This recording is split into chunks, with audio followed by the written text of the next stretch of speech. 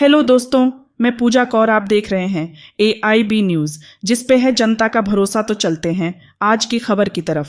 का भारत 2030 के भारत में हम उन लोगों से बात करते हैं जिनसे हम जानते हैं कि आखिर 2030 के भारत की स्थिति क्या होगी, कैसी होगी, कैसे उस पर काम किया जा सकता है। तीन प्रमुख बिंदु हमारे सामने रहते हैं हमेशा से: गरीबी, भुखमरी और शिक्षा। आज के हमारे जो मेहमान हमारे साथ सीधे उत्तर प्रदेश मुरादाबाद से जुड़ चुके हैं, ST हसन जी। मुरादाबाद से ये ताल्लुक रखते हैं, समाजवादी पार्टी से हैं, और इनसे आज हम जानेंगे कि क्या इनके थॉट्स हैं 2030 के भारत को लेकर। क्या ये समझते हैं कि 2030 के भारत के जो लक्ष्य हैं वो प्राप्त हो पाएंगे या फिर नहीं। तो इसी के साथ ST हसन जी, सबसे पहला और बड़ा सवाल मेरा ये है आपसे कि क्या लगता है आपको, अगर सबसे पहले मैं मुरादाबाद की बात करूं तो मुरादाबाद में गरीबी की स्थिति क्या है, शिक्षा की स्थिति क्या है? क्या 2030 तक मुरादाबाद एक विकसित श्रेणी में आ जाएगा? क्योंकि अभी मुरादाबाद की स्थिति सही नहीं दिख रही। देखिए 2030 तक तो नहीं आ पाएगा। और जिसमें जो कमियां हैं, हम्म जिसमें खास तौर से जो पॉलिटिकल लोगों की इच्छा शक्ति बहुत कमजोर है। उधर हम्म एडमिनिस्ट्रेशन ही सिर्फ अपना टाइम पास कर रहा है। विकास हम्म के लिए, यहाँ के रोजगार के लिए और यहाँ के एक्सपोर्ट के लिए कोई ऐसा खास काम नहीं हो पा रहा है। और हम्म जो भी काम, क्योंकि स्मार्ट सिटी में है, स्मार्ट सिटी में हाईवे भी 6 साल से ज्यादा हो गए। बहुत हम्म मामूली काम हुआ है स्मार्ट सिटी के ऊपर। तो जब तक हम्म इसकी रफ्तार नहीं बढ़ाई जाएगी और यहाँ के कारोबार को प्रोत्साहन नहीं दिया जाएगा, उस वक्त हम्म तक यहाँ का विकास बहुत ज्यादा संभव नहीं है। हम्म यानी कि मान के चलिए कि 2030 तक मुरादाबाद की स्थिति नहीं सुधरने वाली है। अगर मैं बात करूं शिक्षा की, तो क्या नजर आ रहा है मुरादाबाद में शिक्षा का स्तर कैसा है? कैसे सरकारी स्कूलों में कैसी गतिविधियां हो रही हैं, और क्या सुधार किए जा सकते हैं जो कि अभी तक नहीं किए गए हैं या किसी का ध्यान उस तरफ नहीं गया है? देखिए, शिक्षा एक बहुत इंपॉर्टेंट सब्जेक्ट है। हम्म और शिक्षा हमारी आने वाली नस्लों के लिए और देश के लिए बहुत जरूरी है। लेकिन हम्म बदकिस्मती है कि जो सरकारें हैं वो शिक्षा हम्म पे कम से कम ध्यान देती हैं। आज जो यहाँ के सरकारी स्कूलों की हालात हैं, वो किसी से छुपे हम्म हुए नहीं है। कोई भी हम्म फैमिली अपने बच्चों को सरकारी स्कूल में पढ़ाना नहीं चाहती। प्राइवेट हम्म स्कूल के स्टैंडर्ड बहुत अच्छे हैं, लेकिन उसमें गरीब हम्म का बच्चा नहीं जा सकता। तो हम्म हालात आप देख ही रही हैं। शिक्षा पे जिस तरह से दिल्ली का मॉडल था, अगर वो अपनाया जाता तो हम समझते हैं कि यहाँ पे भी शिक्षा का बहुत बड़ा सुधार हो सकता था। सरकारी हम्म कॉलेजेस बहुत हैं, सब बातें हैं, लेकिन स्टैंडर्ड हम्म कुछ नहीं। 0% अटेंडेंस पे भी लोग इम्तहान देते हैं और साठ जी। परसेंट और 65% पे भी इम्तहान देते हैं। तो ऐसे क्या हम्म स्टैंडर्ड होगा शिक्षा में? तो बिल्कुल। सर, जैसा आपने बताया कि इस तरह की समस्याएं आ रही हैं, सरकारी स्कूल में लोग जाना नहीं चाहते, जो गरीब लोग हैं वो प्राइवेट स्कूल में जा नहीं पाते। तो जाहिर है कि सरकारी स्कूल्स को इस तरह से बनाना चाहिए कि आम जनता उन पर भरोसा कर पाए, लेकिन उसके बावजूद सरकारी स्कूल्स की वो स्थिति नहीं है। तो कहीं ना कहीं अगर देश शिक्षा में पीछे हो रहा है तो एक बड़ी वजह मान सकते हैं इसको कि सरकारी स्कूल्स कहीं ना कहीं लैक हो रहे हैं। तो क्या अपडेट होना चाहिए, क्या सुधार होना चाहिए, क्या समाधान होना चाहिए, क्योंकि बड़ी समस्या है। देखिए, सरकारी स्कूलों का आधुनिकीकरण होना बहुत जरूरी है। उससे आगे बढ़ना चाहिए, बगैर किसी भेदभाव के उसमें काम होना चाहिए। दिक्कत यह है कि पिछले 10 साल से जो भी काम हो रहे हैं वो कम्युनल लाइंस के ऊपर हो रहे हैं। और जब कम्युनल लाइंस पे आप आ जाएंगे तो विकास के बारे में आप नहीं सोच सकते। तो अगर शिक्षा का भी कम्युनलाइजेशन हो गया, सांप्रदायिकता उसमें घुस गई, ये इसका स्कूल, वो मेरा स्कूल, वो इस जगह का, वो उस जगह का, तो हम कैसे उसका विकास करेंगे? तो हमें तो सरकार को बहुत गंभीर होना पड़ेगा कि पूरी शिक्षा सिस्टम को एक निष्पक्ष तरीके से इसको बढ़ावा दें। तभी हमारा मुरादाबाद ही नहीं बल्कि हमारे प्रदेश और देश का विकास हो सकता है। और भी ईमानदारी से और अच्छी नीयत से करें तो हो सकता है। जितने भी करप्शन हम्म हैं उसके ऊपर लगाम लगे। जितना पैसा सरकार से आता है वो पूरा क्यों नहीं लगता? हम्म वहां पे टीचर्स आते हैं नहीं आते हैं, बच्चों की पढ़ाई होती है नहीं होती है, इसकी मॉनिटरिंग कहाँ होती है? तो इसकी मॉनिटरिंग होनी चाहिए, और जो रिजल्ट स्कूल दे रहे हैं उस पे भी स्कूल के जिम्मेदारों से जवाब तलबी होनी चाहिए कि आपके रिजल्ट इतने खराब क्यों हुए, क्यों नहीं बच्चे आना चाहता। बिल्कुल। इस बार के चुनाव को अगर हम देखें तो रुचि वीरा जीत चुकी हैं और समाजवादी पार्टी से हैं, तो हम क्या उम्मीद कर सकते हैं कि जैसे शिक्षा के क्षेत्र में या हम डेवलपमेंट की अगर बात करें तो उधर पर कैसे समाजवादी पार्टी, क्योंकि हैं और आप भी समाजवादी पार्टी से ताल्लुक रखते हैं, तो मैं जानना चाह रही हूँ कि क्या चेंजेस आ सकते हैं शिक्षा की। जैसे आपने बात की कि बहुत महत्वपूर्ण होता है, शिक्षा बहुत महत्वपूर्ण पहलू है, तो अब कैसे इस पर काम किया जा सकता है? देखिए, एक सांसद के हाथ में तो कुछ भी नहीं होता। हम्म वो शिक्षा का स्तर कैसे बढ़ा सकता है, ये सिर्फ सरकार के हाथ में होता है, अधिकारियों के हाथ में होता है। जब एक सांसद हर स्कूल में जाके अटेंडेंस नहीं देख सकता, और न ही ये उसका अधिकार है। तो यहाँ के जो भी अधिकारी लोग हैं, पीएसए है या जो जेडी है, इन सब लोगों को प्रेरित करना चाहिए, इनको इस बात के लिए तैयार करना चाहिए कि आपका स्टैंडर्ड, आपके इलाकों का स्टैंडर्ड अच्छे से अच्छा हो, तभी आगे बढ़ सकते हैं। वो मैंने कहा ना, कि इच्छा शक्ति होनी चाहिए, इच्छा शक्ति तो है नहीं।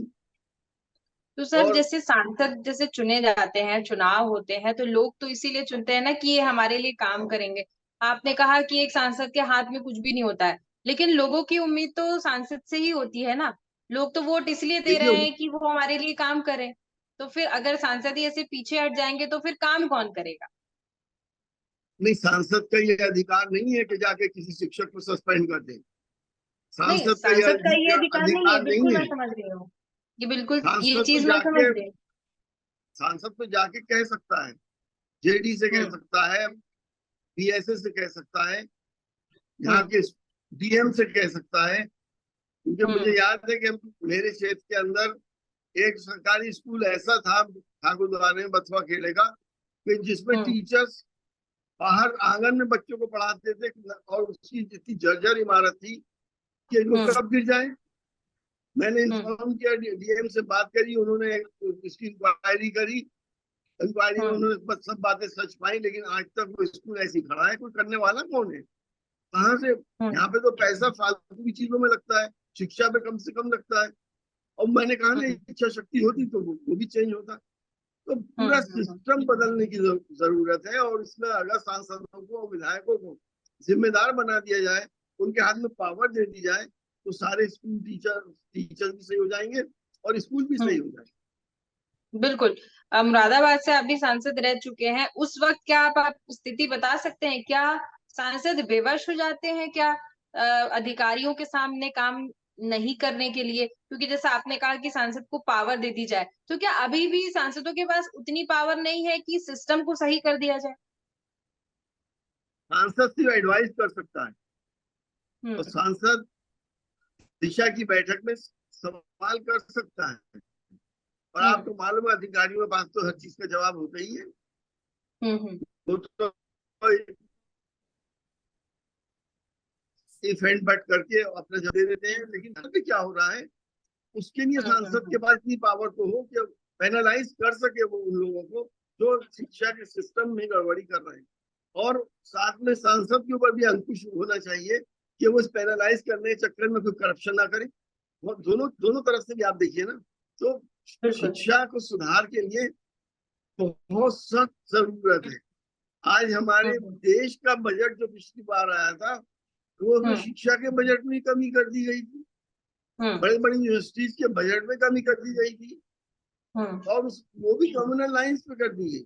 ठीक है सर, तो सवाल मेरा ये था कि जैसे आपने बताया शिक्षा के क्षेत्र में कि काम करना बेहद आवश्यक है और बहुत जरूरी होता है। तो शिक्षा, जैसे अभी कुछ दिनों पहले ही ये खबर सामने आई थी मुरादाबाद से कि जो शिक्षा अधिकारी हैं वो बिल्कुल ढीले पड़े हुए हैं, वो काम नहीं करते नजर आ रहे हैं, ना ही शिक्षकों को कोई निर्देश मिल रहा है। शिक्षक मनचाहे तरीके से स्कूलों में जा रहे हैं, आ रहे हैं। यानी कि शिक्षा की अगर ऐसी व्यवस्था वहां पर इतनी चरमराई हुई दिख रही है, तो फिर आने वाले में जो हम 2030 के लक्ष्यों की बात कर रहे हैं, उसकी प्राप्ति आप भी कह रहे हैं नहीं हो पाएगी, तो फिर मुरादाबाद को हम कहाँ देखें 2030 में? देखिए, जब शिक्षा में ही हम पिछड़ जाएंगे तो जाहिर है हम सारे क्षेत्रों में पिछड़ जाएंगे। बिल्कुल। तो हर देश के लिए रक्षा के बाद शिक्षा को महत्व देना चाहिए था, लेकिन हमारी सरकारें नहीं देती उसको महत्व। व्यवसायीकरण हो गया शिक्षा का, उसको प्रोत्साहन मिलता है। जितने भी प्राइवेट कॉलेज यूनिवर्सिटीज हैं बहुत अच्छे रन कर रहे हैं, लेकिन गरीब आदमी के लिए सरकारी स्कूल बिल्कुल बेकार है और उनमें कोई स्टैंडर्ड भी नहीं है, ना ही उनके बच्चे किसी कॉम्पिटिशन्स में आते हैं। तो ये काम तो सरकार का है, जो सरकार के पदों पर बैठे हैं, मंत्री बैठे हैं, महज शिक्षा मंत्री हैं, चीफ मिनिस्टर साहब हैं, उनको इस बात पर ध्यान देना चाहिए। जिस तरह से और कामों में वो ध्यान देते हैं, उसी तरह से शिक्षा को भी प्रायोरिटी पे रख के काम करना चाहिए। बिल्कुल ठीक है। मेरा एक और सवाल सर कि जैसे मुरादाबाद से आप पहले सांसद रह चुके हैं, अब यहाँ पर बात ये उठ रही है कि जैसे हमने माइनॉरिटीज की, अगर हम देश की बात करें जिसमें मुस्लिम आते हैं, सिख आते हैं, जैन आते हैं, अक्सर आपने देखा होगा और डेटा भी सामने आया है कि जो मुस्लिम समुदाय है उसमें शिक्षा की स्थिति बहुत गंभीर है। देखिए, वो तो बहुत बड़ा चैप्टर है। हमने जितना सड़कों के अंदर सुधार करा, पथ प्रकाश के लिए सुधार करा, हमने यहाँ पे बहुत सी स्कीम्स को आगे बढ़ाने की पूरी कोशिश करी, और सरकार की तरफ से जो हमने प्रधानमंत्री फंड से काम कराए हैं, बड़ी बड़ी सड़कें बनवाई हैं, तकरीबन 100 किलोमीटर की सड़कें हम लोगों ने बनाई है। तो ये तो इंफ्रास्ट्रक्चर है बस।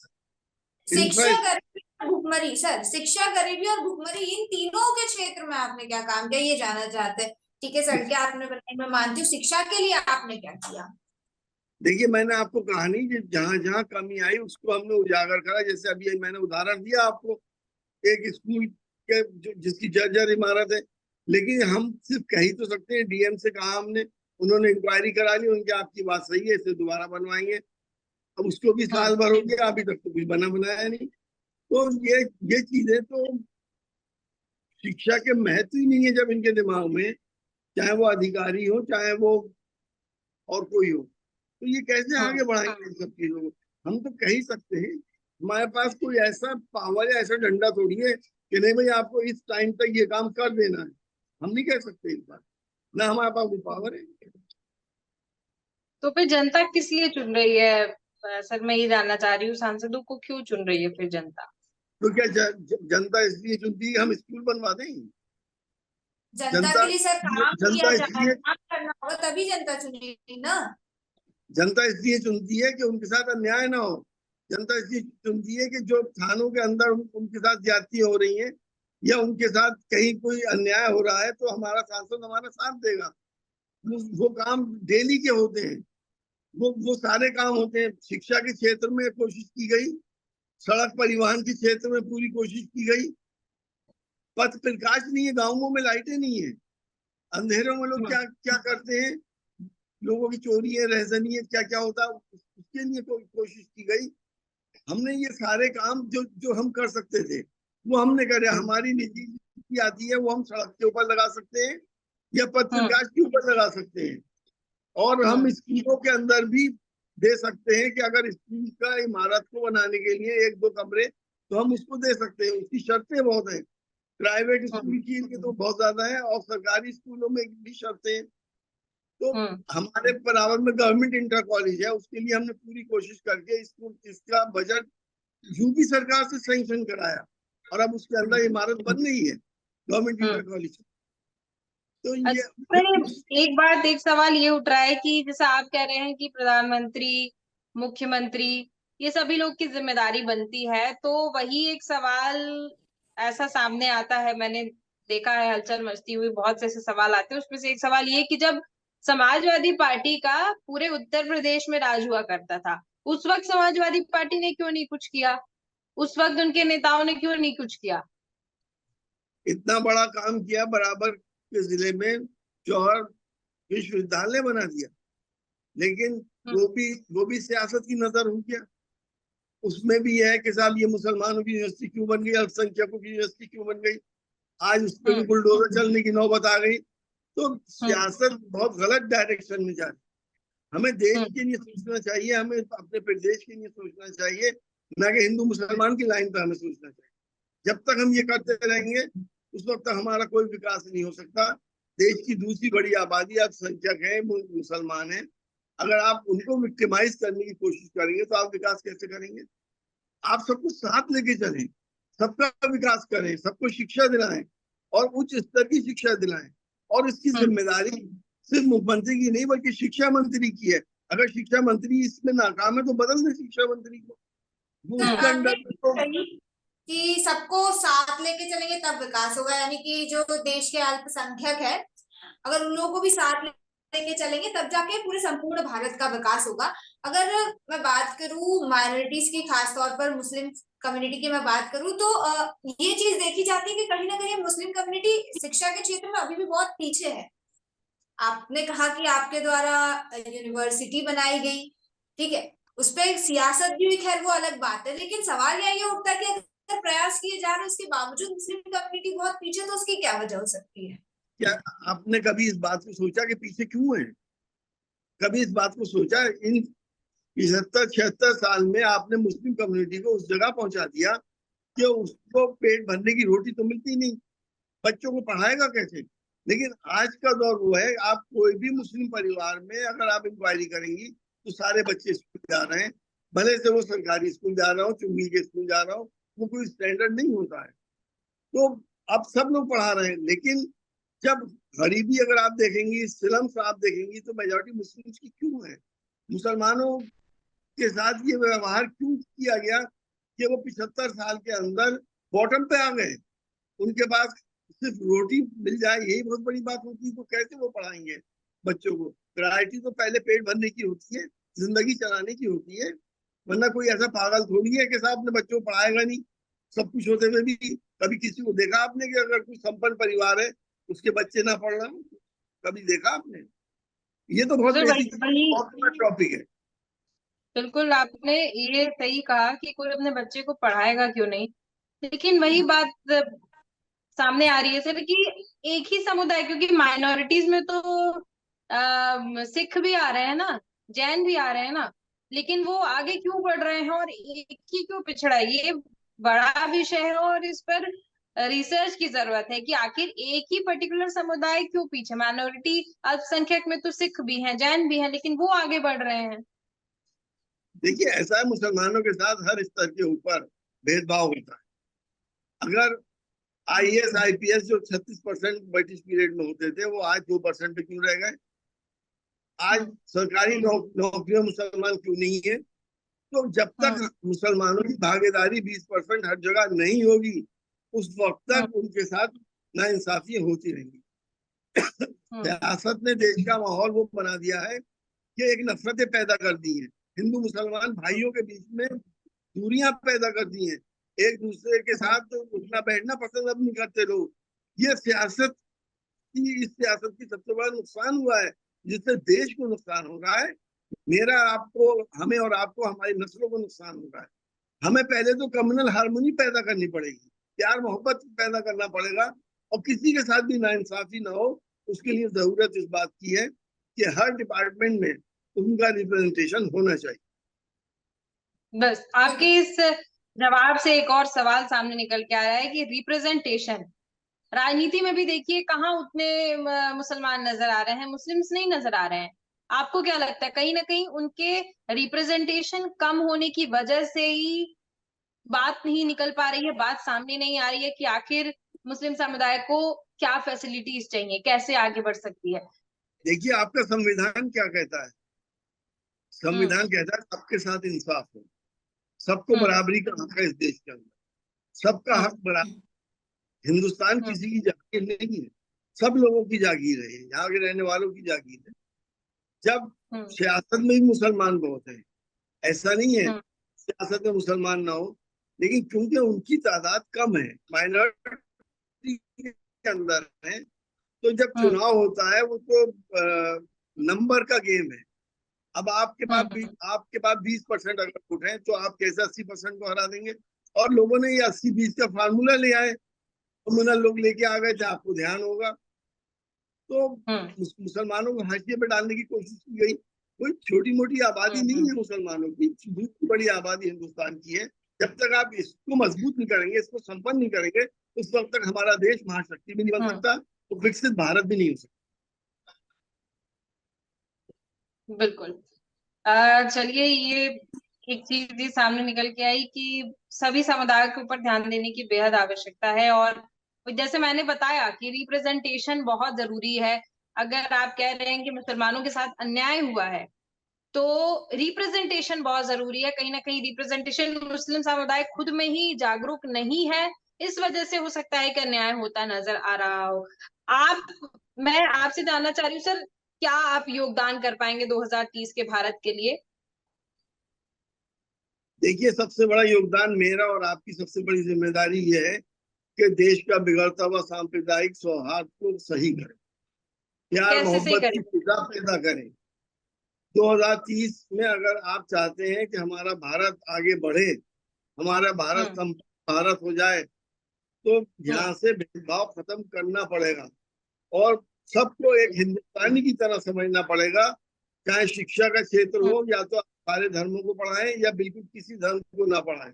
आपसे शिक्षा की बात करें, आप देश की बात करें और देश को आगे लेके चल। धर्म हमारे घर का मामला है, हमारे पर्सनल व्यूज है, हमारी पर्सनल आस्थाएं हैं, ना हम किसी पे थोप सकते हैं, ना थोपी जा सकती है। तो इन चीजों पे जब तक कंट्रोल नहीं होगा, जब तक विकसित भारत कैसे बनेगा? आप ये खुद सोचिए कि इतनी बड़ी आबादी अगर फिल्म्स में रह रही है, आधा पेट खाना खा रही है, रोजगार नहीं है, इलाज के लिए पैसा नहीं है, तो वो आबादी को संपन्न कराने की जिम्मेदारी भी तो हमारी आपकी सभी लोगों की है, सरकार की भी है।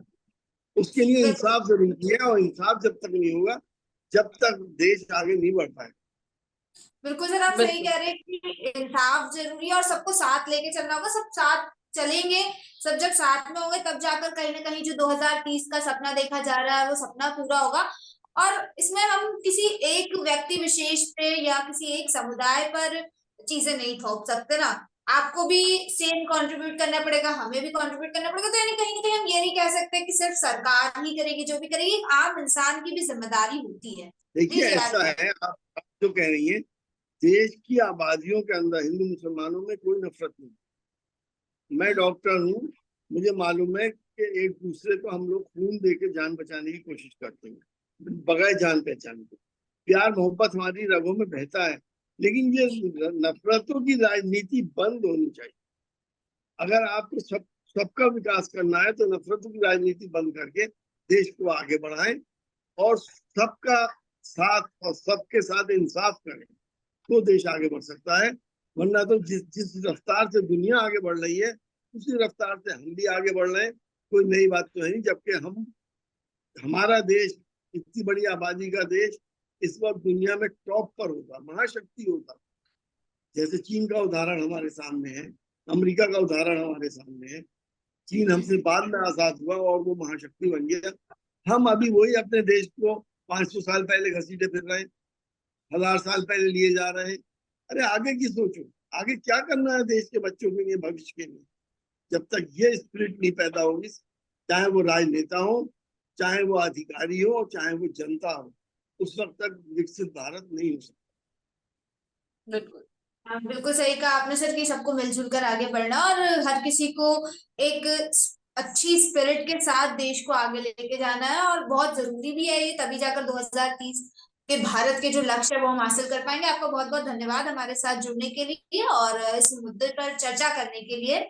जिस तरह से आपने देखा, मुरादाबाद से एसटी हसन जी से हमने बात की और गरीबी, भुखमरी और शिक्षा, इन तीनों मुद्दों पर चर्चा की। कई सारे विचार उनके सामने निकल कर आए। सबसे खास बात जो माइनॉरिटीज की हम इस दौर में कर रहे हैं कि कहीं ना कहीं वो माइनॉरिटीज पीछे है। माइनॉरिटीज के पीछे होने की एक वजह भी उनके द्वारा बताई गई। हम फिर लौटेंगे ऐसे ही नए नए चेहरे आपके सामने लेकर और जानेंगे कि उनके विचार क्या है और 2030 के लिए जो लक्ष्य मिले हैं देश को, जो 2030 का सपना, वो कैसे साकार हो पाएगा। नमस्कार।